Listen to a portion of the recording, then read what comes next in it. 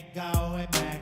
Not gonna buy into all that. Hey, hey, ain't gonna hide, gonna let all the fears like a mother nature is on my side. Got a whole of the loving growing inside. All right. Hello, everyone. Welcome once again to the New Now. I'm delighted to have Jerry back with us and our secret guest, Anon, a recovered psychiatric patient. And we're going to be discussing further along the lines of mind monsters, what they mean, how to get over them. And I'm here again, as I mentioned, with Jerry, retired psychotherapist, 35 years in some of the craziest, if you'll pardon the pun, institutions in the world. And Jerry, let's get right into it. Hello, everyone. Okay, I just kind of want to do a short introduction. I'm glad that takes a lot of guts to do what Anon is doing.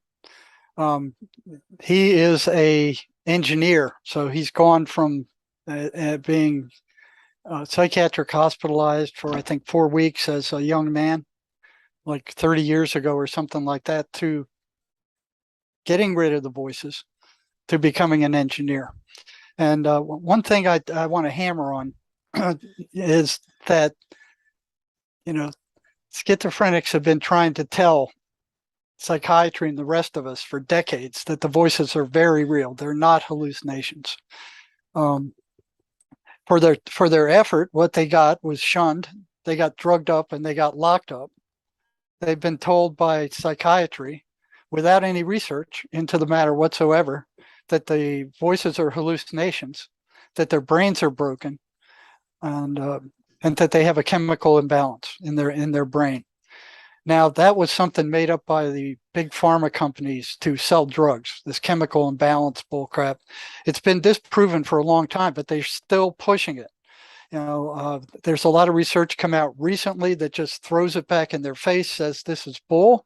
It always has been bull, and it's just, you've dreamt that up to sell drugs, and it is totally disproven at this time.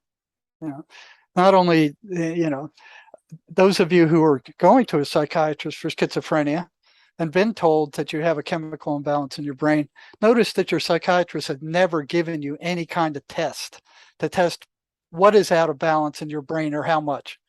The reason is they don't have one. It doesn't exist. They don't even know what the chemical balance of the brain should be. Yet Big Pharma is pushing this in millions and millions of dollars worth of advertisement. They're making, I think, $34 billion a year on the sale of antipsychotic drugs, I think, just in the US. And these drugs are toxic. They're telling schizophrenics, there is no recovery. This is a lifetime illness. You got it. You're going to have to take these drugs for the rest of your life. That's all there is to it. You're not going to go into a psychiatrist's office and come out without a prescription for some kind of drug. So and I'll let Anon get into the details of this. What these voices are is they're energetic, parasitic entities. Right? They're invisible. There is no time. There is no space where they are. They can be in two places at the same time. And they're kind of like a magnetic field. If you had a big magnet, you're holding it in your hand, you wouldn't be able to see or feel, touch, or smell that magnetic field. It would be invisible and undetectable to you. Now you get a jar full of iron filings. You put that over the magnetic field, and the magnetic field will appear. You'll see it. Okay, these things are the same way. The only way you know them is by the reaction they cause in physical reality or in the mental state.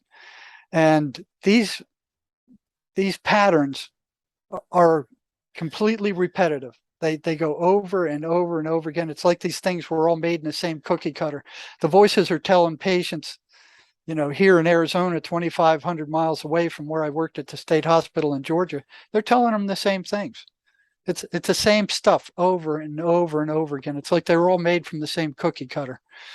Now, I'm going to go through these patterns, and this is how you know what they are. This is the manifestation they have in physical reality. They're consistently negative. Always. It's always negative stuff. It's always rotten stuff. It's always insulting stuff, badgering, mocking, cajoling. It's always negative. You have to ask yourself, what holds this thing on a negative trajectory? Why isn't it random like all other hallucinations? Why isn't it all over the place like regular hallucinations? Why is it consistently negative? And what holds it there? Second one is these voices are consistently anti-religious. They hate preachers, they hate church, they hate the 23rd Psalm, the Lord's Prayer, and they hate Muslim church and clerics. They're constantly anti-religious. They go nuts when the patient walks into a church. The voices get louder, or they shut up, or they drive the person out of the church. What kind of hallucination would give a darn about church? No, this is a consistent reaction. You talk to any schizophrenic who tried to go to church, and they'll tell you these things go nuts when they walk into a church. Why would a hallucination do that? Why would it even care? They constantly work to create negative emotion. Right? That's what they feed off of, negative emotional energy. They have to turn your emotion negative before they can take your energy. And you talk to schizophrenics, they'll tell you after an attack by the voices, their energy level drops to nothing. And you ask them, did you use it? And they'll say, no, I didn't use it. Half the time they're laying in bed all night, tossing and turning while the voices are attacking them. In the morning, they get up and they say, I feel like I've been working out in the hot sun all day with a pick and shovel. Where did their energy go?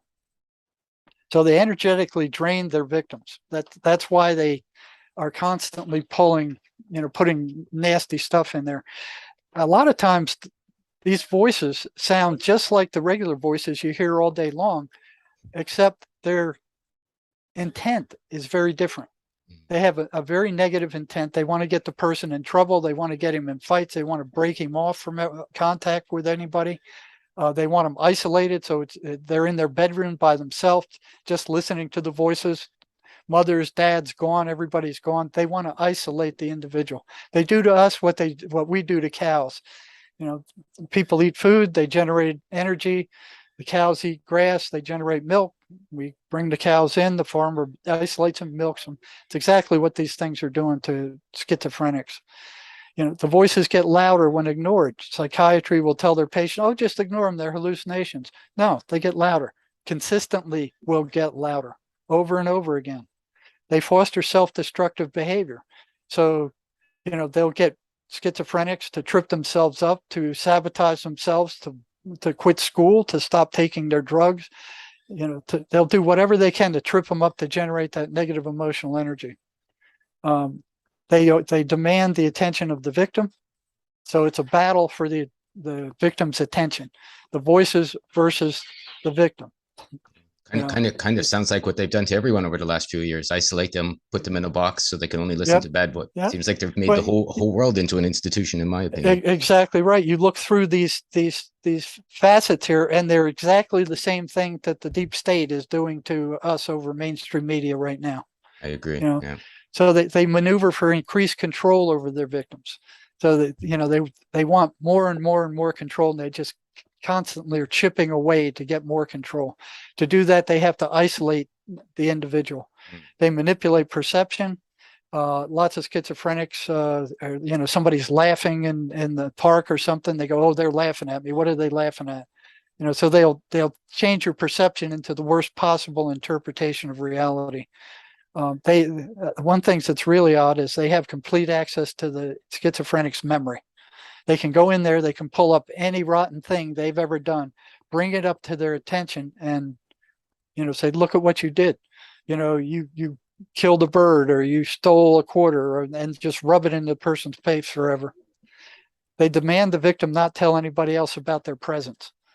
They don't like that. They want it to be secret. They don't want schizophrenics telling their mom, their dad, anybody what they're telling them. Okay. And it kind of sounds like they've made the whole world into a schizophrenic institution from those very definitions from so many people I've talked with over the last many weeks, whether they're a regular person being, a farmer or writing a book on this topic, or even just holding down a regular job. Everyone, and I can put myself in that pile, so to speak, have had those experiences of one extreme or another exactly like that my whole life, which is very interesting. Well, they hit us all. I mean, they hit us all to different degrees depending on your frequency. One one thing that's interesting, if you can shut them up temporarily by snapping a rubber band. And I've been told on your wrist, I've been told that hurts the voices a whole lot more than it hurts the person. But it doesn't get rid of them permanently. It just, if we give them an exercise to work on, when the voices appear, the voices just, they're there for so long, so often, that they just become part of the chatter, and the person often forgets. So as soon as they realize they're hearing voices, they can snap the rubber band and then do the exercises to beat these things back. They're consummate liars. You can't believe anything they say. You can't make bargains with them. You can't believe anything. And if they do tell you the truth, it's only to wrangle you back around later and turn on you. Lots of times when they first show up in people, they act like they're friends or angels or something special, or they can give them some special power or tell them things. And once they rope them in, then they start turning on them. Ouija boards and meth will bring them on like gangbusters. You don't want to be dealing with either one of those things.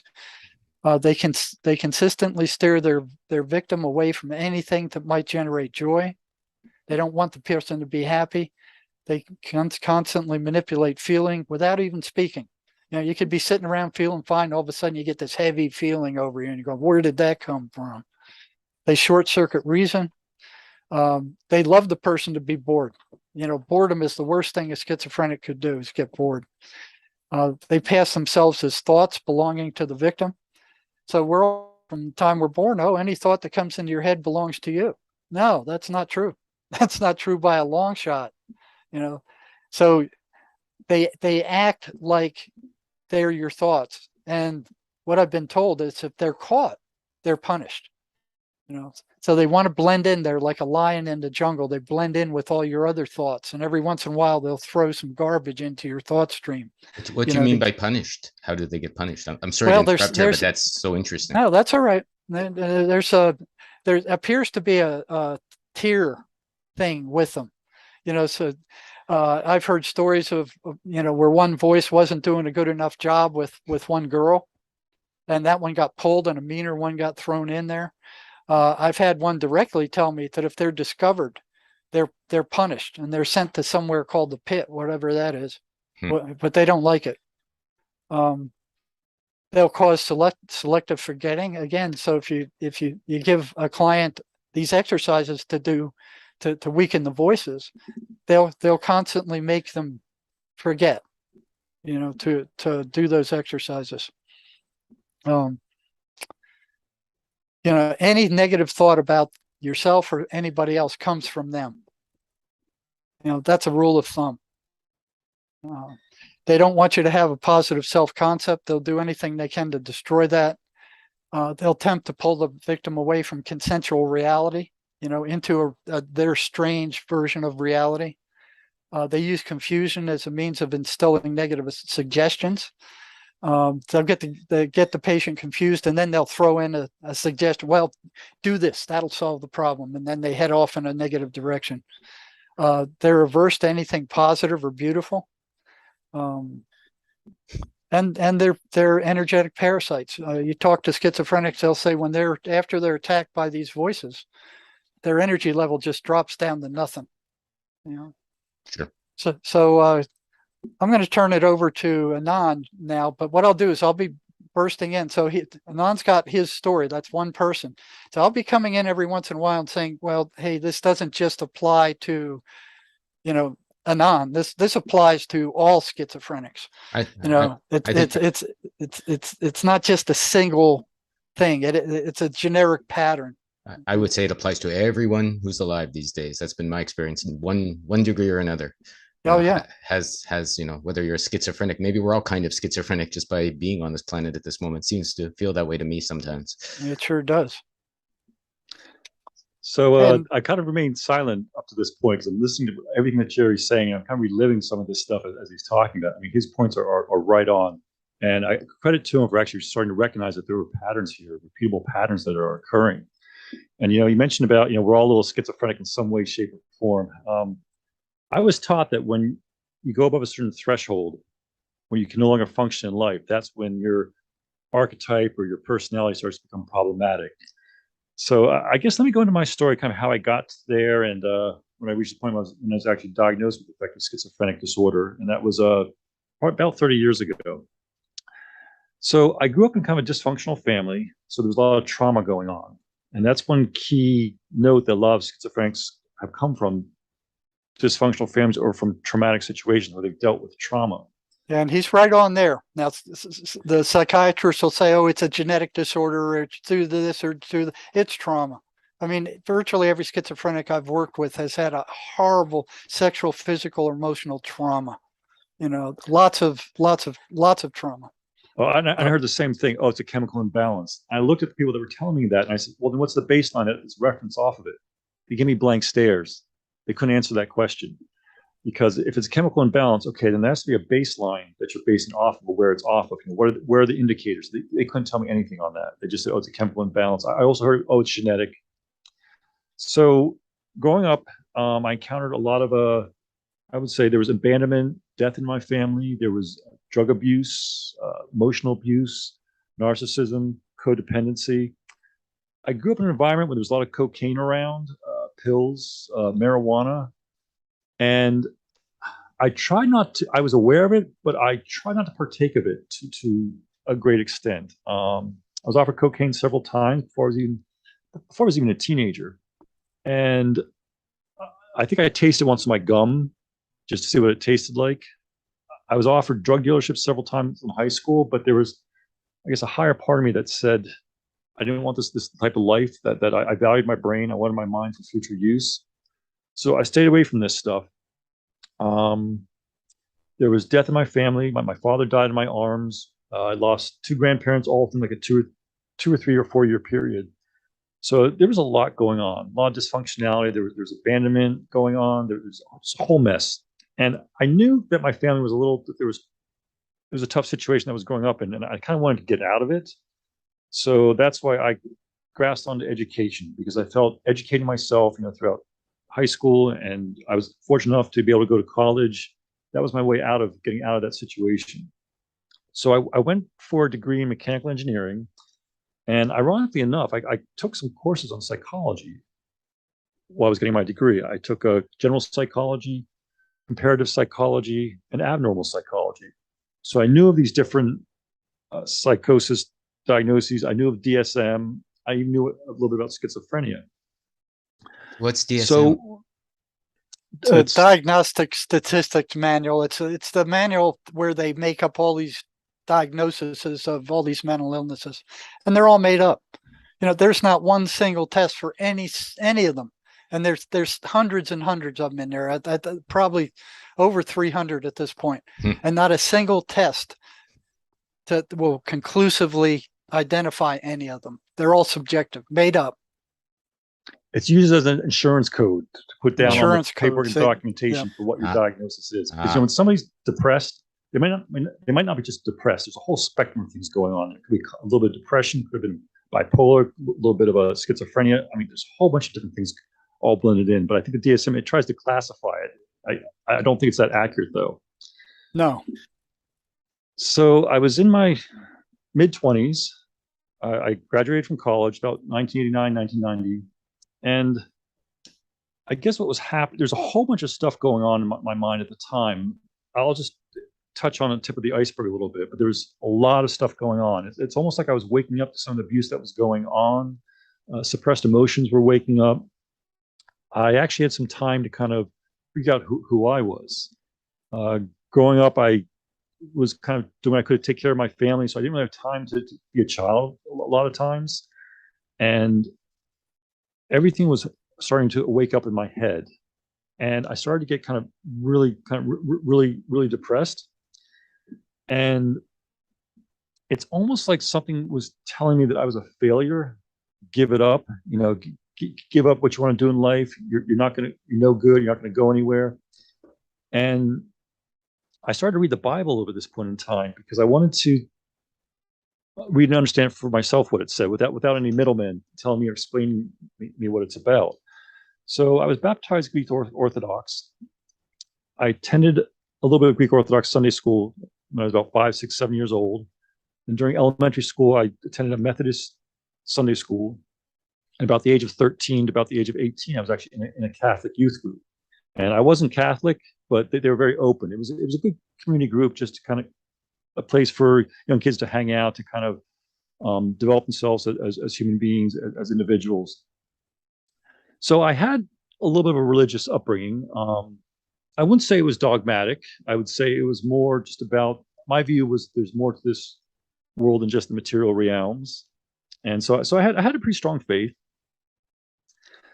And as I started going through this stuff in the 1991, it was like something was, I would almost say it felt almost like something was trying to take over, or possession. I mean, I remember even at the time thinking to myself, wow, you know, the abnormal psychology book says it's this and this and this, but boy, this sure feels like something's trying to take over my mind and body. I mean, there were times where my arms and legs were moving and I wasn't the one moving them. It was like I've heard that. I've heard that a number of times. You know. Something else was just trying to move them. So I started to get super, super depressed, to the point of I was seeing in black and white. I could no longer taste food, and I was losing a lot of weight. It's like I was just going downhill. I remember all of a sudden I started to feel very, very worthless. Like no one would be my friend in my head. My mind was starting to tell me no one would be my friend. You have no value to offer anybody. Who'd want to be your friend, type of thing. And I didn't isolate myself in high school, college. I mean, I had friends and classmates that I hung out with, kids in the neighborhood and everything like that. So it wasn't like I was antisocial or anything like that. But this stuff started, and it's almost like, I guess, alternate personalities I felt like were kind of coming out a little bit. It wasn't who I normally was, let's put it that way. So I started to, I would say, psychologically crash, for lack of a better word. There was a lot of stuff going on. I think that I was being put on lithium about a month before I was admitted to the psychiatric hospital. But I remember I crashed so hard, but I felt like I was no longer sleeping at all anymore. Like something was keeping me up and just tormenting me. At times it was very exhilarating what was going on. Other times it was terrifying. But I crashed and I ended up in the psychiatric hospital for 4 weeks. I think it was September of 1990. And I mean, I was at rock bottom. I was suicidal. I was thinking that I was worthless, that I had failed. I was a failure in life. Give it up. And now were those the voices? Could you tell at that point whether those were separate from who you were, or you didn't know yet, because they try to blend in with your regular thought processes? Yeah, I was going back and forth. I was going back and forth. What, these are my own thoughts? No, this is something external. I kept going back and forth on that fight type of thing to try and figure out what was going on. I mean, at the time, I even knew this is madness. I mean, I was aware that my mind was not right.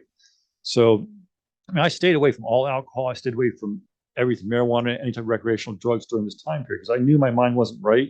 And I knew that I had to get it back on my own. I didn't want to cover it up with using some artificial substances or chemical substances to deal with it.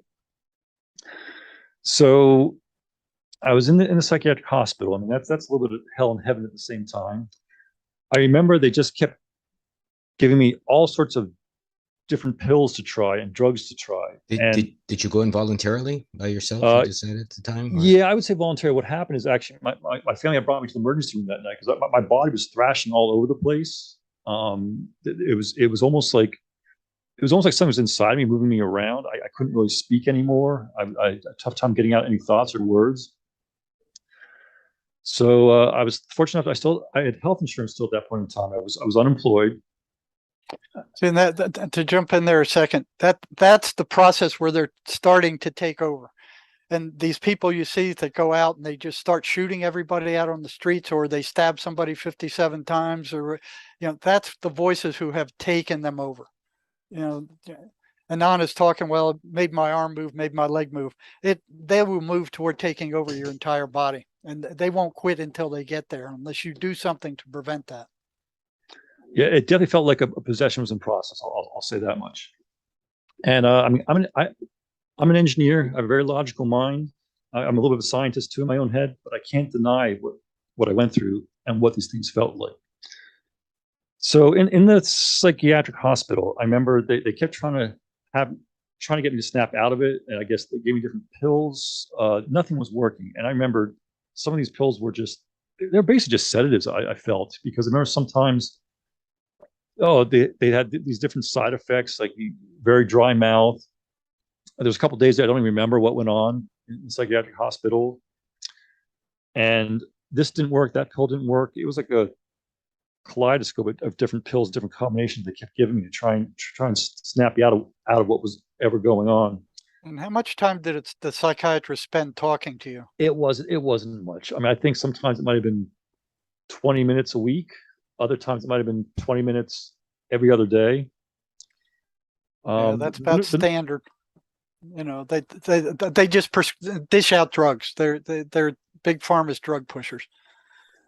And I know how Jerry mentioned that being bored is one of the worst things for a schizophrenic. And I remember in the psychiatric hospital, they had kind of an art therapy room.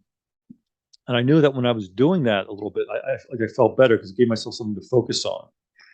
And some of the nurses there were rather nice. They actually would let me go in there by myself when the class wasn't going because they trusted me enough. And I was able to just kind of do some pottery work and that sort of thing. But that was getting my mind focused on doing some creative stuff that helped me kind of feel a little bit better at the time.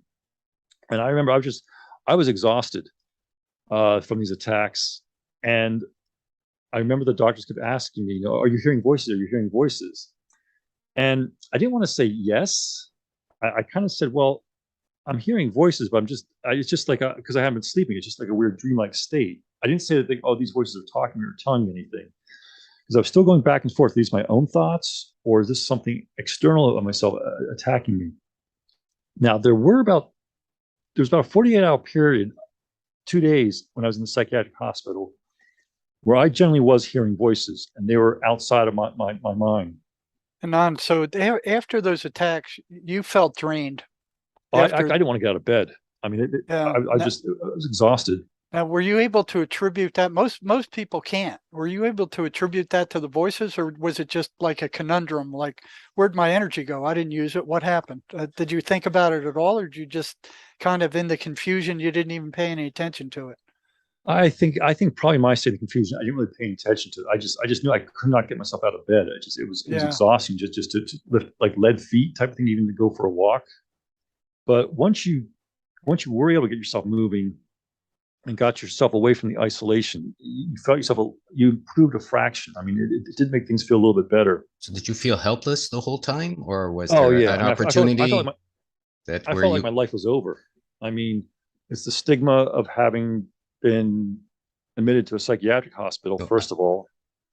And it's like, who's going to hire me? How am I going to get my life back together? I have no money. I'm unemployed. I mean, with the voices, did you feel they were overwhelming you every time, or that you had an opportunity to listen or not listen, depending on these, let's say, suggestions they were making? Well, they were, there was later on, after I got out of the psychiatric hospital, they actually got a little bit stronger and more definitive in what their attacks were. But I do remember for a period of about 48 hours in the psychiatric hospital, I mean, it was like a cacophony. I was hearing men's voices, women's, children's constantly talking. Now, I was trying not to pay attention to them because I didn't want to feel like they were influencing me a little bit. They might have been trying to get my attention. They might have been talking about me. And it's almost like when you're in a play or a movie theater before the show's about to start, you hear everybody having their own little conversations going on, talking on their cell phone. That's kind of what it felt like. There were all these conversations going on. And but they were different. I remember hearing children's voices too, and I was like, well, that's weird. I'm hearing young voices, old voices, men's, women's, and everything else going on. So none of the drugs or pills were working at all. They're trying to get me out of my condition. I mean, I remember one time I was actually walking in the hallway, and I walked right into a wall, and I kept walking against the wall. And I remember thinking, this must look ridiculous. I started laughing at myself too, but I could not find a train of thought to turn and reposition my body and go in a different direction. It's like something else was doing it. It wasn't me. So I kind of had to go in a split state of mind to deal with some of this stuff. Part of me was the participant who was encountering all this stuff. And part of me was the observer, like the scientist inside of me, like paying attention to what was going on, taking mental notes a little bit. So none of the pills were doing anything. They just, I mean, the pills are basically just tranquilizers. They're sedatives. I remember sometimes being on the sedatives where I couldn't really communicate with the outside world, but all the stuff was still going on in my head. So was the observer then just you, like the intelligent, strong you that wasn't in the hospital, or what do you mean by observer? I think the observer was the aspect of me saying, "This is nuts. I really am mad, but I want to see where this goes." I was like, "Wow, I learned about this stuff in college, and here's I'm encountering this stuff first on." And the participant was actually the target or the victim dealing with some of this stuff head on. So none of the pills were working. Finally, they had to resort to, as a last resort, they decided to give me ECT, which is electroconvulsive therapy. That's what actually shocked the brain a little bit. Now, it was very different than what you saw in the 1950s, 1960s, 1970s, even the 1980s, thank goodness. It's almost like going to surgery.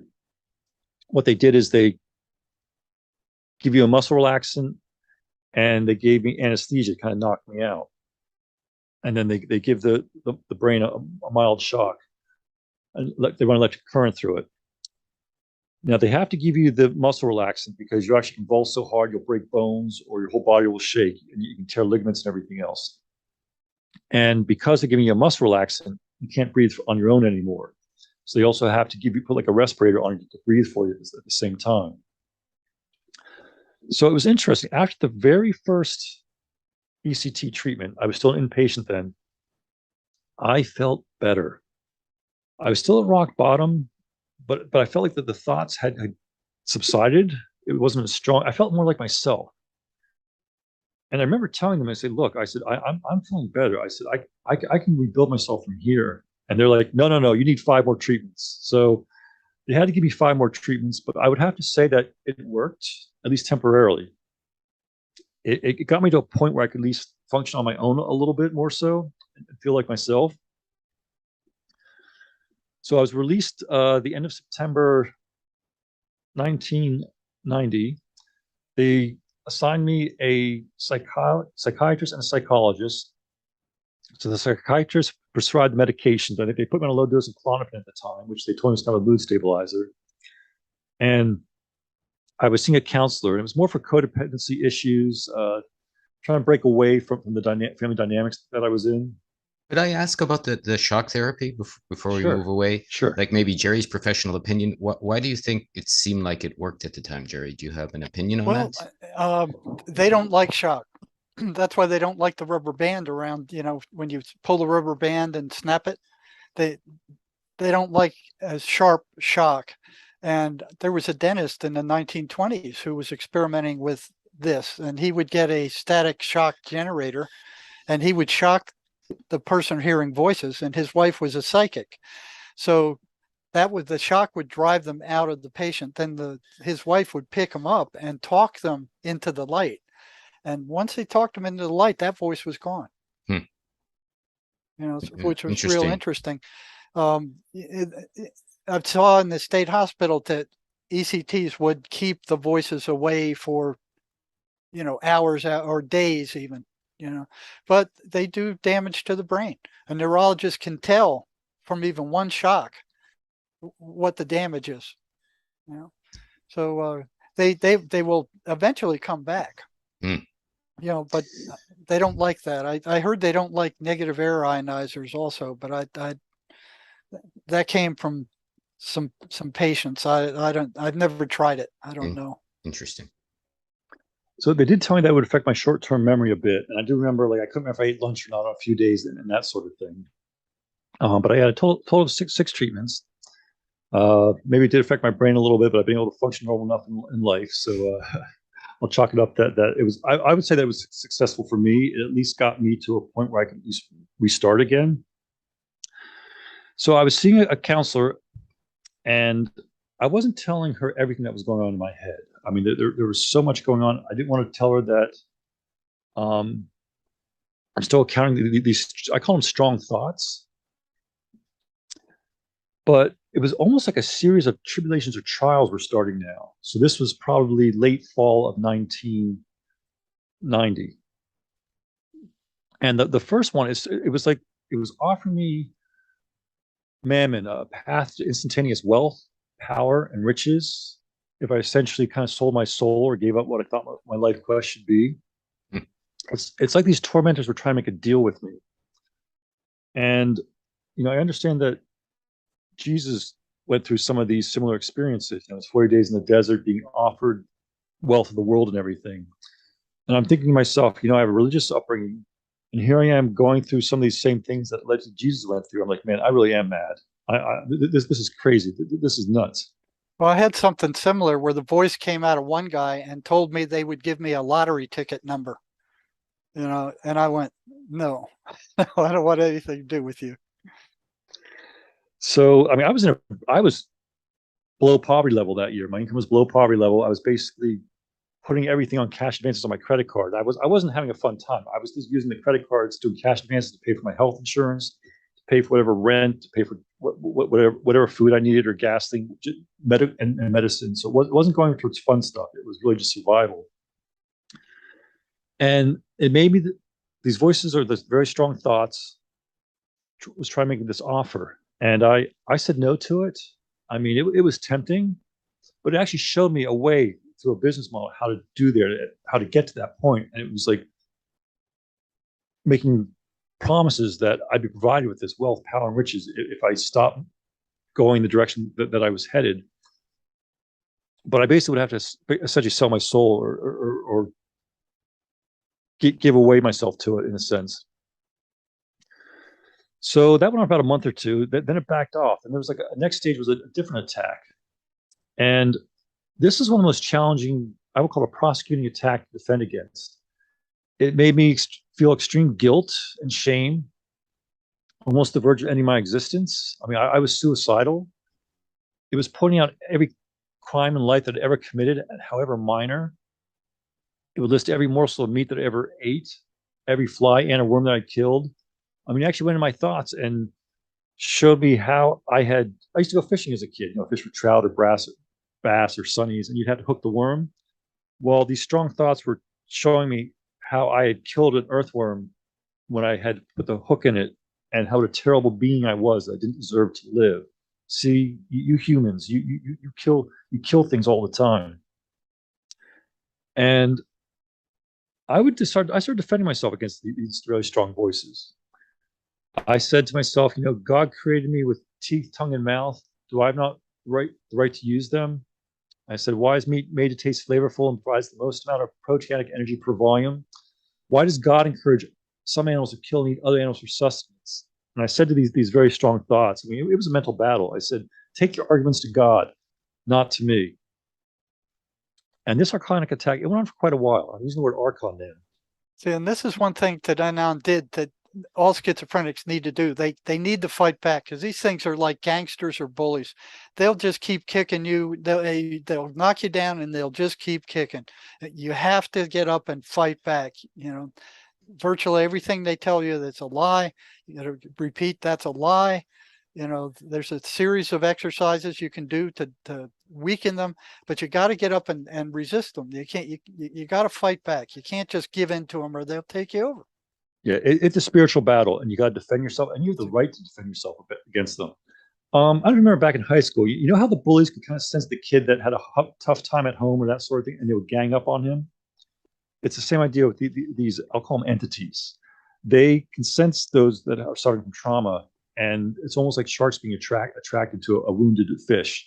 They go after them because they feel like it's easier for them to get in and take over their minds a little bit. Now, during these attacks, it wasn't like I was just defending myself against them. There was at times I felt like I was defending all of humanity, like acting almost as an advocate or defense attorney.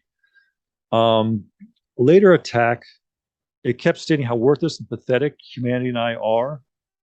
It kept saying that we're insignificant lumps of flesh destined to rotting and being eaten by bacteria and worms.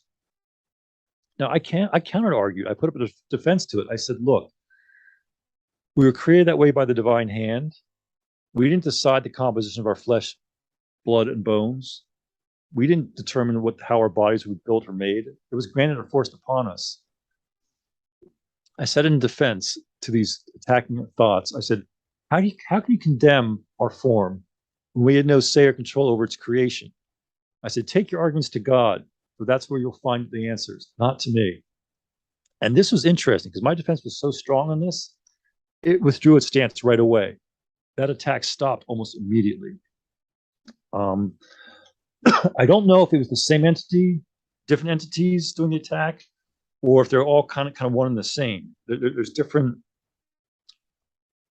thoughts on that, different ideologies.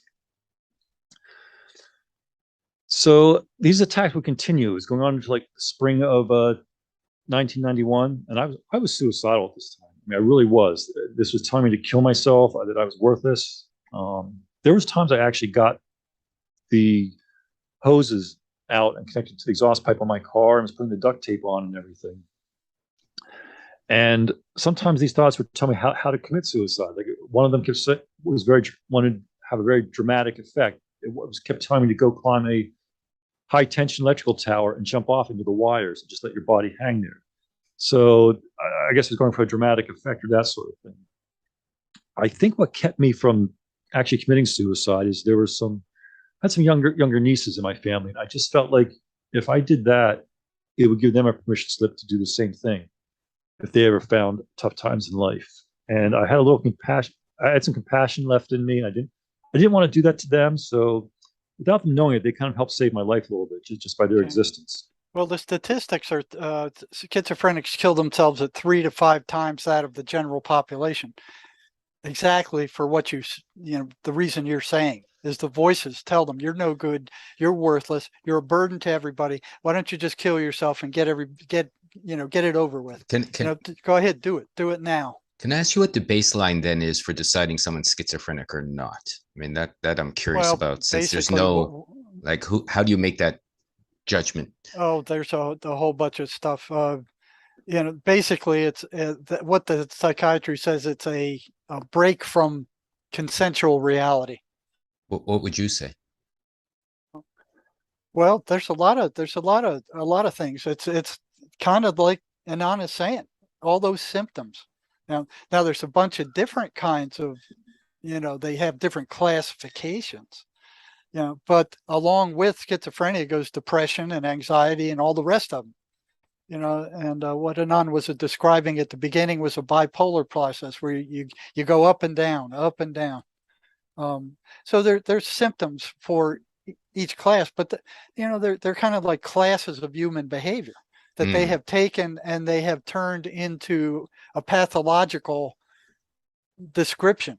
It's almost like they can make anything pathological. Anything you do, they can make it some kind of syndrome or disorder or some kind of mental illness, and they just dream these things up and put them in their catalog, put a number on it, and then they can charge insurance for it. Anand, I'm curious about one thing. Since you've been through the system, how would you say schizophrenia would be reflected on the general population? Now that you've gone through it, and maybe who you interact with on a daily basis, or have, would you say everyone perhaps in some degree is afflicted with it, Anand? Well, these voices hit us all. It's to the degree. For example, ever walk by, like you're walking on a bridge or something like that, and you also get the strong thought, jump off. Yep. Okay, why the heck would your mind even go there? I think that those entities they're testing. They're testing. That's them. To see how you'll react to it.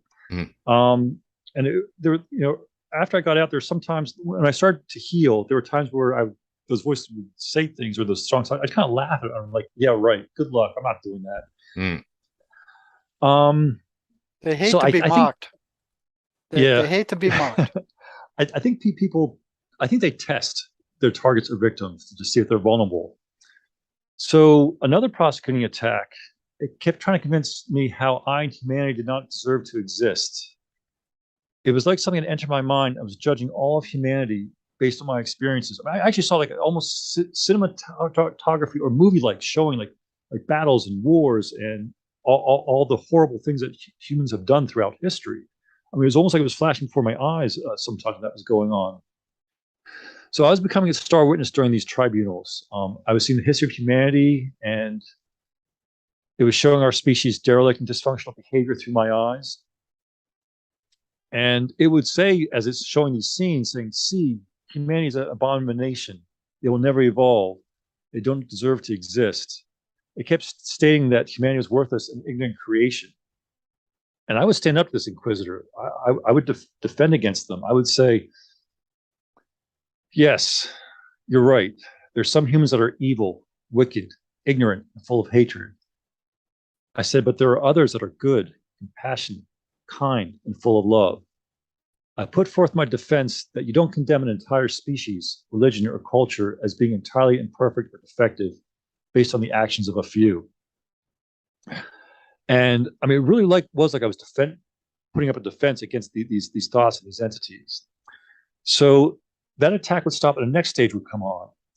Now, I felt like the entities were taking different approaches. In other words, almost the words they were using were different. So I almost felt like it was different forms of them, because they would change kind of like, I guess, how they would talk or present the thoughts to me. It was almost like I felt like they were different. It wasn't one and all the same all the time. So another stage was telling me, why even bother trying to guide humanity with the knowledge being given to you? They won't listen to you. You will never change. They will never change. They'll only laugh and mock you. You'll be a failure from the start. And it said, if you tell anybody about us, they won't believe you. They'll just put you on more drugs. And that's a common one too. They tell virtually all schizophrenics, if you tell anybody about us, you're going to be in trouble. They'll drug you. They'll lock you up. So, and in fact, that's kind of what happens. So, I mean, I kept my mouth shut about these experiences. I mean, it's just recently I'm starting to talk about them because, hey, I didn't want to end up in a mental institution for the rest of my life. And, some of those tranquilizers and sedative drugs they're putting people on who've been diagnosed with schizophrenia, it's not helping them. It's hurting them. No, it's toxic. It's actually shrinking their brain with long-term use, and they won't tell the patients that either. They know it. They won't tell them. When they start showing psychiatric symptoms, they dump another drug on there, Cogentin or something else, to block the damage that the patient is experiencing from the antipsychotic, so they don't feel it while the damage continues. It's bad. It's bad.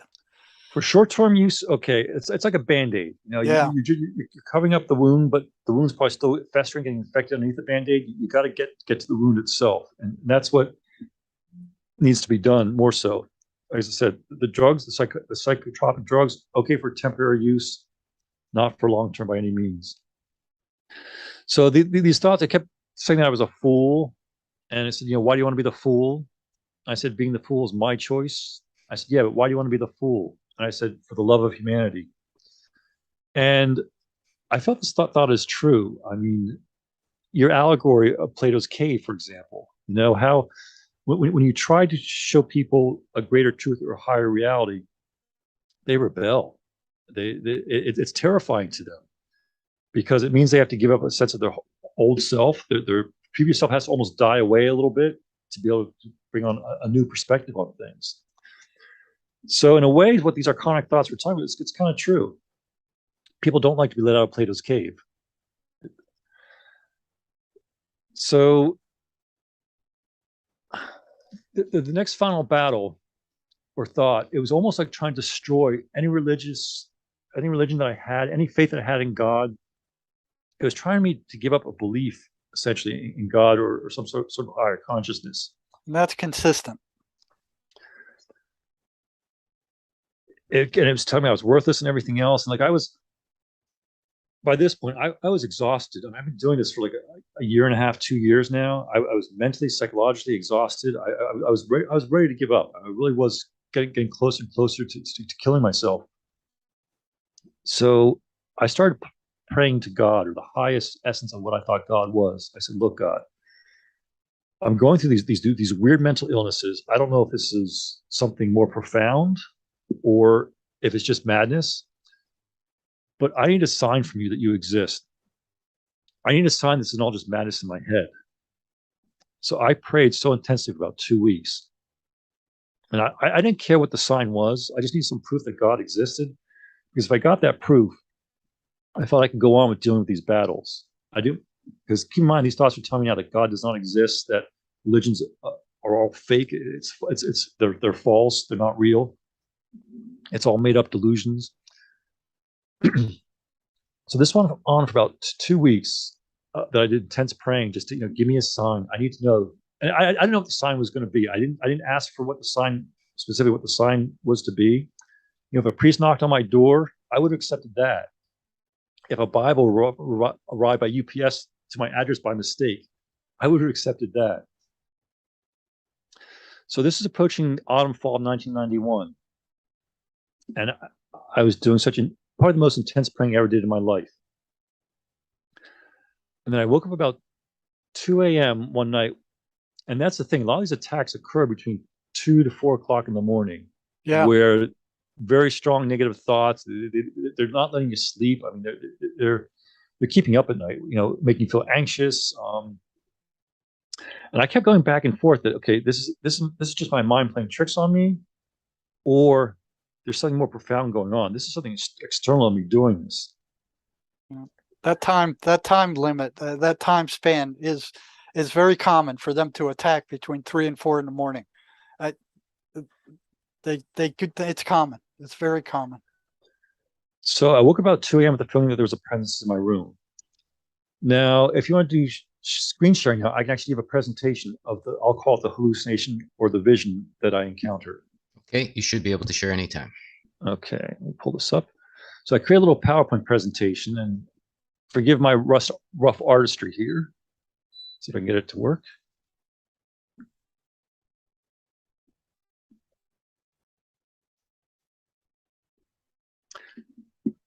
Can you see the presentation?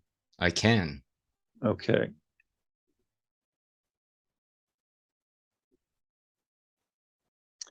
So I mentioned I woke up about 2 a.m. with the feeling there's a presence in my room.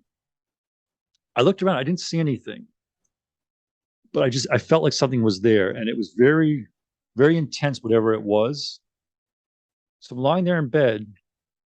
I look up at my ceiling, and the square ceiling lights there fixture. So there's a square ceiling light fixture. So I knew I was in my room. Then all of a sudden, I start to see like this smoke or like silver grayish fog start to enter my room to the left of the ceiling light. And I'm thinking, oh great, there's electrical fog occurring in the ceiling. But it wasn't happening where the wires were. And nothing was browning. I didn't really smell smoke or anything. But more and more this fog starts coming into the room. I'm thinking to myself, great. Here it was about a year ago, I was diagnosed with having affective schizophrenic disorder. Now I'm having a visual hallucination. So the scientist in me, the observer, said, okay, let's see where this hallucination goes. Let's see what happens. Let's see what my mind's going to show me. So more and more this fog is coming into the room. It's kind of silverish, grayish, darkish, and it's moving almost like the way ink would move through water or a fluid. It wasn't moving like smoke. I don't know if it was alive itself. And as this is happening, I actually closed my eyes and shook my head back and forth a few times like that to try and snap out of it. But when I opened my eyes back up, more and more of this fog had come into this room. So I couldn't stop the hallucination, if that's what it was. And I started to see this dark portal open up within the fog. And it started to get larger and larger. It was rather oblong and oval. And I could see that the fog or the smoke or the cloud was entering along the inside circumference of this portal that's opening up. And the portal is very dark. I couldn't really see into it. Part of me is a little terrified, like what is going on here? The other part of me is curious. Okay, let's see what's going on here. So I'm looking at this portal. The room's filling up with this fog. I can't really see anything as I'm looking into it. It's very dark. All of a sudden, whoosh, I see these two serpentine tails move from bottom to top within the portal. I was like, whoa, okay. I was thinking to myself, whatever it is, it's on the other side of that portal. It's not in my room, but I spoke too soon on that one. So more and more the fog's coming in, and it was almost like two snake-like tails. I don't know if this thing seemed to have two separate spines or somehow they were adjacent to each other. And it's kind of just moved up. And I'm thinking to myself, okay, is my mind trying to tell me that I have some sort of subconscious fear of snakes? And I wasn't aware of that because I grew up near the woods. I used to hold frogs, turtles, snakes, lizards all the time with no problems. My college roommate had a pet boa constrictor I used to hold all the time with no fear. So I don't think it was a fear of snakes. So the portal became obscured, almost like the way a full moon becomes obscured at night with the clouds. I knew it was there, but there was this large like cloud like substance in the room or fog. And then all of a sudden I see the snake like serpentine movements move within the fog itself. And I'm thinking, crud, this thing's actually in my room now, whatever it is. And I'm watching, and there's movement in the fog, in the cloud. And then for a little while, the cloud gets a little bit bigger. And then this thing comes out, starts moving across my field of vision from left to right. And I'm looking at it. And now I was seeing snake-like movements. So if I'm having a hallucination, I would have expected to have seen like a snake-like head on this thing. It didn't have a snake-like head. It was mammalian. It was almost like lion or dog-like from the side. This is kind of what it looked like. And you can see I drew kind of a line there to show like the two, it looks almost like two spines coming down or it was adjacent to each other. So that's what it initially looked like in my room. And I started kind of laughing to myself. I'm thinking, oh, great. Here it is. I'm diagnosed as being schizophrenic. I have a hallucination. And my mind comes up with a snake with a dog, like lion, like head on it. I was thinking, what next is going to come out of the cloud? A rabbit on a turtle's body or something like that? So it's going across my field of vision from left to right. See this right here? That's an amulet that I found on the internet within the last few years.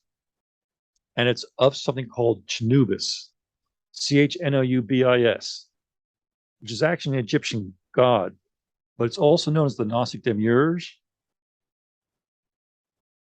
Abraxas, or Yaldabaoth. It goes by several different names. And it looks very similar to what I saw coming out of my room that night. And I had no idea what this stuff was until about 3 years ago when I counted stuff on the internet. I said, oh my gosh, this is what I saw that night in my room. But it almost has like a mammalian face to it. It's like, looked like a kind of a lion or dog-like.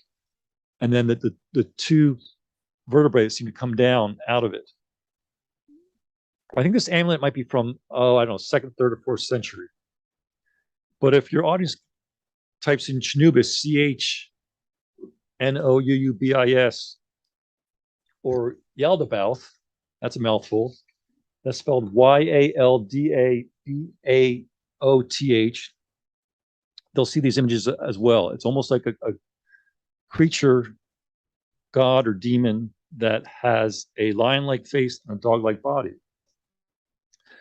So this thing comes into my room and then it turns and faces me head on. And the face was very, very much like a lion, almost like a mangy cat. It looked beat up. I mean, I could see whiskers on it. I could see stubble. And its left eye looked like it'd been in a cat fight. It almost looked like it might have been blind in its one eye, or at least there was some scratching or markings there. And I'm thinking, I was scared at this point, but I wasn't completely terrified because it's just okay. This is just some sort of snake-like thing with a lion face on it. What's the big deal? But it felt evil, or at least that's the way my mind was interpreting it. And then all of a sudden, the face changes as it's coming at me. It changed into something very grayish, prune and wrinkled, hobgoblin-like. It was terrifying. It almost became like an old hag or old man of decay. Remember, the face was very prune-like, like it was trying to terrify me, and it was opening its mouth with like a howling, screaming expression, like it was coming to devour me. For a second there, every cell in my body was at the most intense point of terror or fright that it could have been at. And I really thought this was the moment of where my existence was going to cease. I thought I was going to die from this attack, whatever it was. But I said to myself, I had a higher thought. If this thing is evil, I didn't want to go out of the world feeling the way I was, feeling terrified by this thing. So I did exact opposite. I lowered my ego. I just projected love onto it. That was the only thing I had left in me. So I projected love onto this entity, whatever it was. And all of a sudden, it vaporized or pulverized. It disappears. Now the cloud's still there. The cloud's dissipating a little bit. And I'm thinking to myself, wow, I'm still here. What the heck was that? Next thing I know, there's a different face hovering overhead. It had kind of a white porcelain mask-like look to it. There was some fluttering going on, almost like it was a being of consciousness. It almost looked like a heat mirage was going on behind it.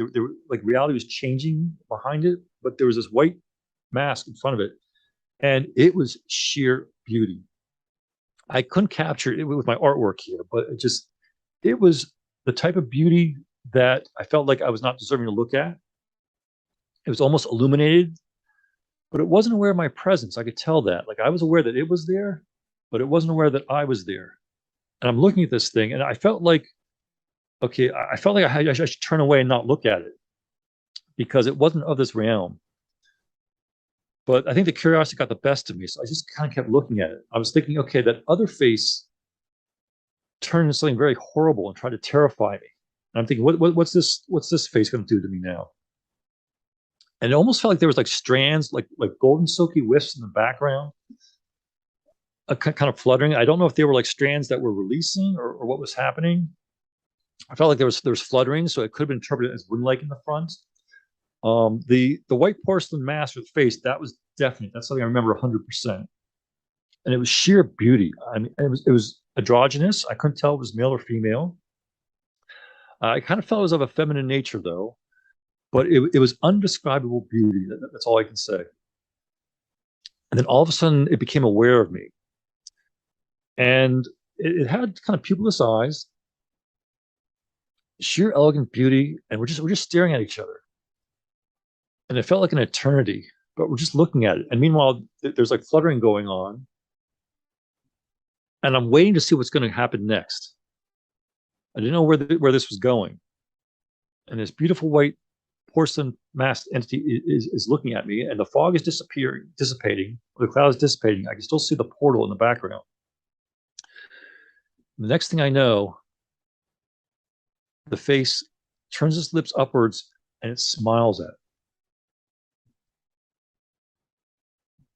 And when it smiled, I actually saw dimples form in the face. And as it smiled at me, I felt this wave of sheer love, ecstasy, erotica, joy, bliss, grace come from it and onto me. It was almost like I was hit with like a tidal wave of love. And as this is all happening, I'm starting to have an out-of-body experience. I'm finding myself kind of like I'm rising out of my body, and like I'm starting to merge with this white porcelain mask entity. And it was the most beautiful creature I've ever seen in my life. Just the way that the face looked. I mean, it was, one could say it was angelic in the good sense. So I'm rising out of my body, and I'm starting to merge with this mask-like entity. And at the same time, the entity is reversing back and going into that portal from which that other entity had come out of. And I'm finding myself merging with it, and I'm just in a state of sheer joy, ecstasy, and I will say erotic, not in the physical sense, but in a sensual sense of like I was merging with another being, like we were combining. And well, it told me, I had the sensation that everything was going to be fine in my life, that I had kind of resolved my issues, or I had hope again. And just as I was about to 100% merge my being with this white-faced entity, and just as we were about to cross over into that portal to go beyond into another reality, I fell back asleep. Now, I don't know if it deliberately put me back to sleep so that I could survive whatever was going on in the other realm. I don't know if it was taking a tour of the underworlds or somewhere else. But I fell back asleep, and I woke up about 6 or 7 a.m. in the morning. And I was in a state of religious shock. I'm like, what just happened? Now, I don't know if that was a hallucination. I don't know if it was a vision, or I don't know if those entities had actually materialized in my room. I don't know if there was one in this, if they're both the same entity, two sides of the same coin, if that terrifying entity had flipped from evil to something good when I projected love onto it. I don't know if they're two entirely separate entities. That white-faced porcelain mask entity could have been a Sephiroth. It could have been an angel in the benevolent sense. But from that point onwards, I started to heal. The thoughts started to subside quite a bit. I was able to rebuild myself. Because here it is, these entities or these strong thoughts prior to this vision were telling me that God doesn't exist. And then I have this type of vision or hallucination. It basically negated everything that those thoughts were telling me. So I had to apply logic to it.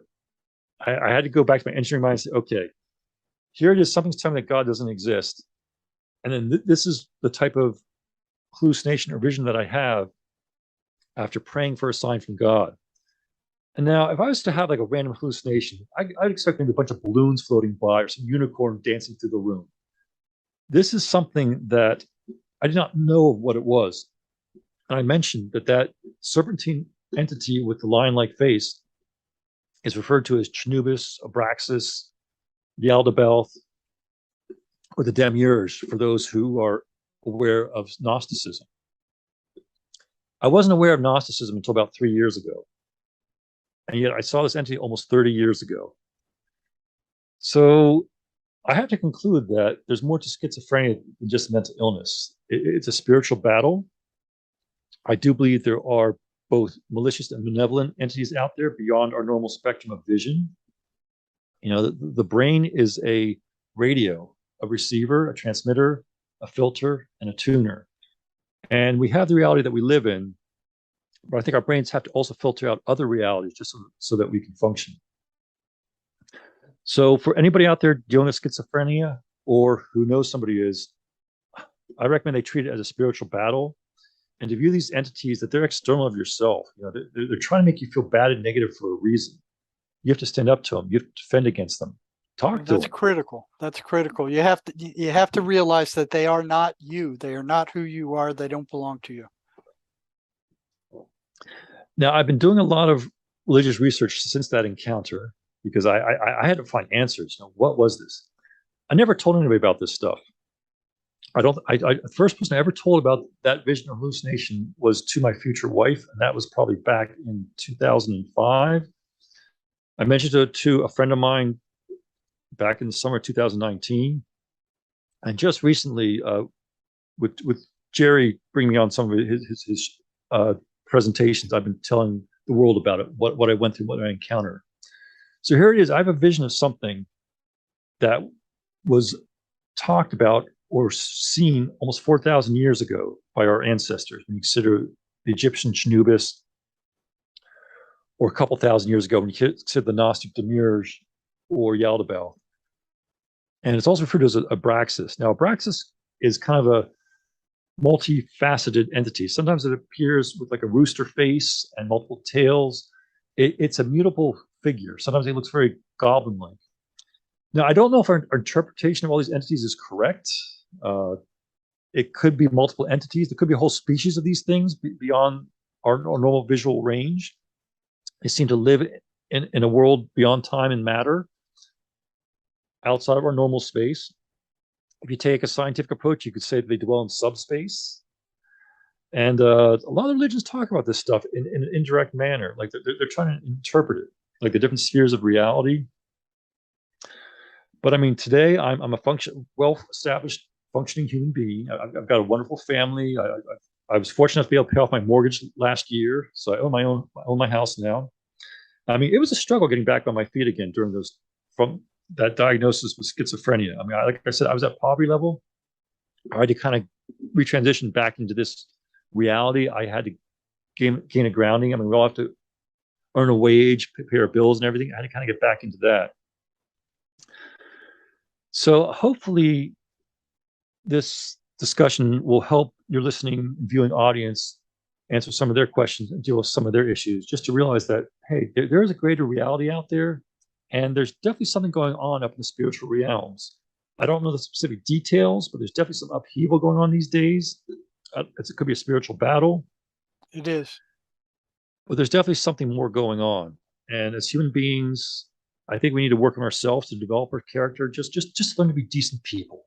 That's really what we have to try and be, to be decent people, to get through trauma and difficult situations in life. And there's hope out there, and we have to grasp onto that hope, use it as a beacon to continue in developing ourselves as individuals and as human beings. Yeah, there is a cure for schizophrenia, but it's not going to come from these drugs. It's going to come from removing the trauma and understanding what these things are. It's like back when the plague, before they understood it was being carried by rats.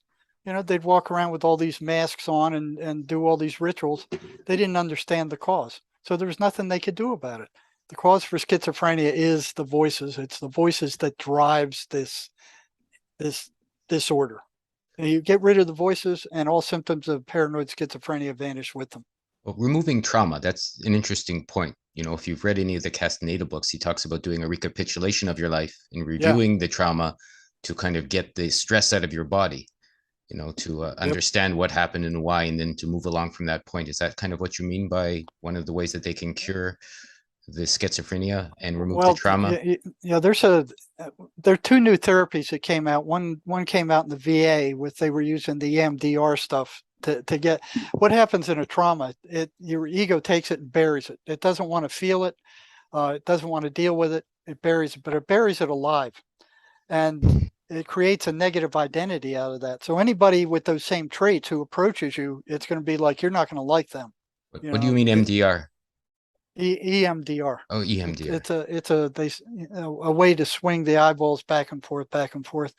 And one psychologist has been using that in the VA, and they found out that it can bring back put the person suffering from trauma in touch with the dead person that they were remunerating with, and then they can speak to them and say last goodbyes and stuff. The other one is the MACE energy method, which was it's an incredible method. It can go in there, and you can get in there, and you can deflate that trauma very quickly. It was invented by a merchant ship captain, a merchant marine, not a psychologist or a psychiatrist. And it looks at the mind very differently than psychiatrists and psychologists do. It considers the mind only to manufacture images. That it says all the mind does is manufacture images of what you put your attention on. It says your spirit does everything else that's attributed to the mind: the thinking, the analyzing, the speaking, everything else that's attributed to the mind. Could you spell that? What's that? Could you spell the base, like how someone could look it up? What was it called again? This method you're talking about? The MACE energy method. MACE energy method. MASE? Yeah, MACE. Okay, thank you. Right. There's a couple of books written about it by John Mace. Okay. And there's enough information to basically put it to use in both his books. It gets a lot more complicated when you really get into it, but there's enough in there to put it to use with what he's written. And it's you don't even have to know what the trauma is, and it still works. Of course, they're not adopting it in schools. They took it to the legislature in Australia, and they just, shrugged it off. They took it to one of the universities that said, "Oh yeah, we'll maybe adopt it if you turn over the patent to us." But they're totally ignoring it, and the psychotherapy that they have out there now just doesn't work. This works. Well, it seems to me they're going the opposite way in schools to instill more trauma instead of. Yeah. Yep. Now, you mentioned with the MACE energy method, it's not something you do on yourself, right? You actually need a MACE counselor to guide you through it. Yeah, because you what affects you is what you don't know about. The stuff that you know about, you can do something about. But this method goes into your subconscious mind with the help of the spirit, finds what's buried and where it's buried, and discharges it. So then it becomes not a trauma anymore, but a memory. You know, it's kind of like, oh yeah, I remember that, but there's no emotional charge to it. Mm. So kind of if you disperse your emotional charges, it would be a good way to heal the trauma and then Right. perhaps not be so susceptible to the mind Right. monsters. Right. You know, Mm. because the mind monsters trigger that stuff. Mm. You know, they go in there and they'll trigger it. They Somebody else amplify comes it. around. Yep. They amplify it. That's exactly right. Something goes wrong, they're right there to pour gasoline on the fire. Well, it's amazing to see a successful participant in this crazy war, you know, spiritual war, as you called it, and to come out on the other side as a victor, which is very inspiring. I Well, was lucky. there's I was others. lucky and fortunate. Yeah, there's others. Sherry Sweeney did it by herself. And there's a number that have recovered on my caseload. It shows it's possible. You know, like Anand said, the drugs help. They tamp it down. They allow us to reach people we normally couldn't reach. You know, past a certain point though, they're gone. You can't reach them. You Mm. know, but there's a lot of people you can reach. So the drugs do have their place. If it wasn't for those, there's a lot of people that I wouldn't be able to reach that I can reach with the drugs. But like he says, you shouldn't be on them for long periods of time. They shrink your brain. They kill your nervous system. They're toxic. You know, and psychiatrists know that. They just keep dishing them out anyway. They don't know anything else except dishing out drugs. That, you know, that's what they're taught. Seems like any medicine can be that way. In small doses, it could be helpful. In large doses, poisonous. You know, even Well, yeah, and this one is particularly insidious because it takes a while to destroy their brains. Mm. You know, they shrink like walnuts. They found that in autopsies of long-term schizophrenics. Of course, Big Pharma jumped out there and went, "Oh no, this is not due to our drugs. This is due to the schizophrenia does this." You know, so you know some laboratory people who weren't connected with Big Pharma started feeding their neuroleptic drugs to monkeys and the rats, and found out that their brains shrunk too. You know, Big Pharma is so very deceptive. They're just so very deceptive. I mean, that's what they're doing is virtually a crime. I would agree. Well, Anon, you know, is there anything you might like to leave our viewers with? You know, perhaps we've come to a nice conclusion on this discussion on how you went through it. You were a recovered, as you say, you know, schizophrenic patient. You've come out the other end to have a successful life. If you were going to, you know, leave some advice to any viewers that have gone through or are going through something like that, what would you say to them?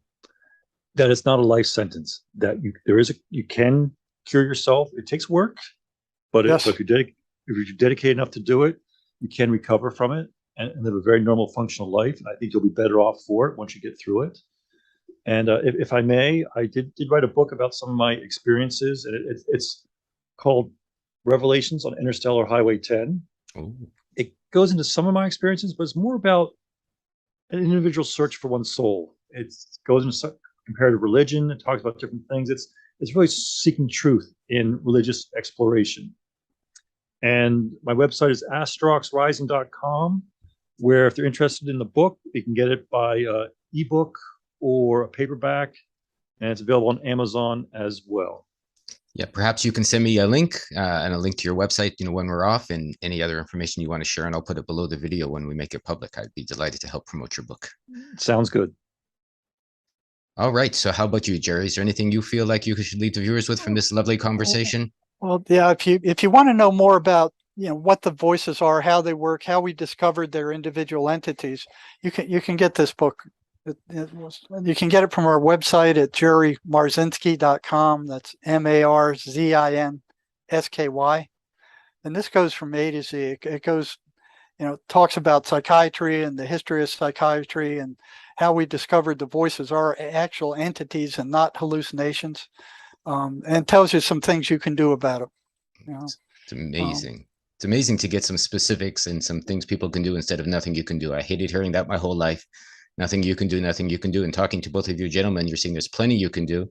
I'll also leave some links below for the first two talks I did with Jerry, Mind Monsters 1 and 2, very related to this topic and very helpful for what we've done.